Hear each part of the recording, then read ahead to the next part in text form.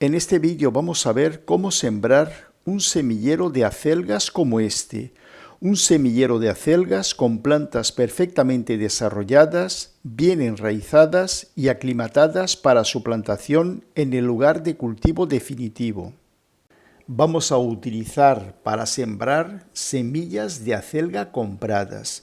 En este caso es importante que nos fijemos en las fechas que aparecen en el sobre de las semillas, la fecha de envasado y fundamentalmente la fecha de caducidad, para evitar que las semillas estén pasadas y sigan conservando su poder de germinación.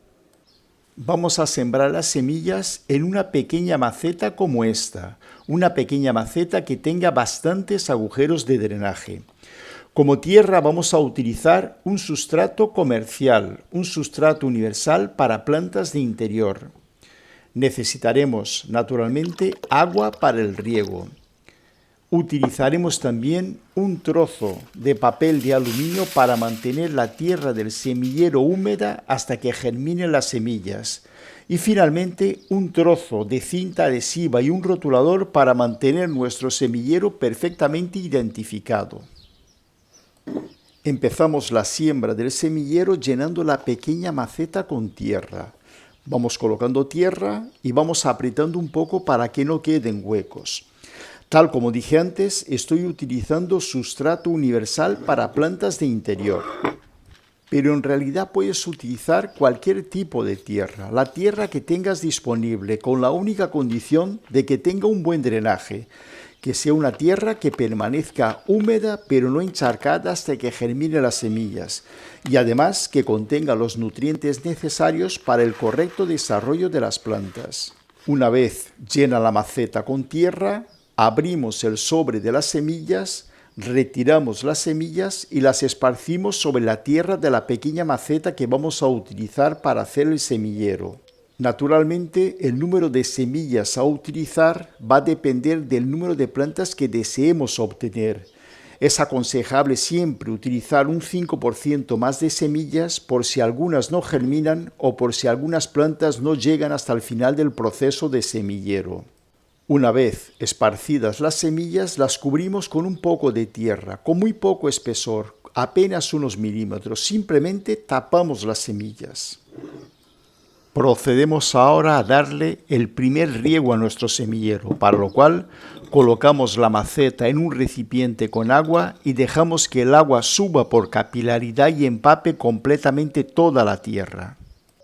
Pasados unos minutos, cuando veamos que la tierra está perfectamente regada, retiramos la maceta del agua y dejamos que escurra el exceso de agua de riego. En este momento, utilizando un trozo de papel de aluminio, cubrimos la maceta de semillero para mantener la tierra húmeda hasta que germinen las semillas sin la necesidad de tener que volver a regar la maceta de semillero. Aprovechamos también este momento para identificar el semillero. Es muy importante mantener siempre los semilleros bien identificados para evitar confusiones. Utilizando este método podremos sembrar incluso cientos de plantas y cuidarlas fácilmente, sobre todo en esta primera fase del semillero en la que suelen sufrir ataques de insectos y de pájaros. Como los semilleros de acelga se hacen a finales del verano, dejaremos esta pequeña maceta en un lugar a la sombra hasta que germinen las semillas. Han pasado ya 8 días desde que hicimos la siembra de las semillas de acelga y hoy vamos a destapar la maceta de semillero para ver cómo van las semillas. Podemos ver que algunas ya han empezado a germinar y por tanto ya tenemos que dejar la maceta destapada y al sol para evitar que las plantas se ahilen. En este momento colocamos un identificador para mantener nuestro semillero perfectamente identificado y procedemos a darle un riego, puesto que no lo hemos regado desde que hicimos la siembra de las semillas hace ya 8 días. Pasados unos minutos, cuando veamos que la tierra está perfectamente regada, retiramos la maceta del agua y a partir de ahora, tal como dije antes, la dejaremos al sol para evitar que se ahilen las plantas. A medida que van pasando los días, vamos viendo cómo van germinando el resto de semillas y cómo van creciendo las plantas de acelga. En esta fase del desarrollo del semillero es importante mantener la tierra siempre ligeramente húmeda. Cada vez que veamos que empieza a secarse la parte superior de la tierra de la maceta, tenemos que volver a regar, para lo cual colocamos la maceta dentro de un recipiente con agua y cuando veamos que la tierra de la maceta está perfectamente regada, retiramos la maceta del agua y la volvemos a poner al sol.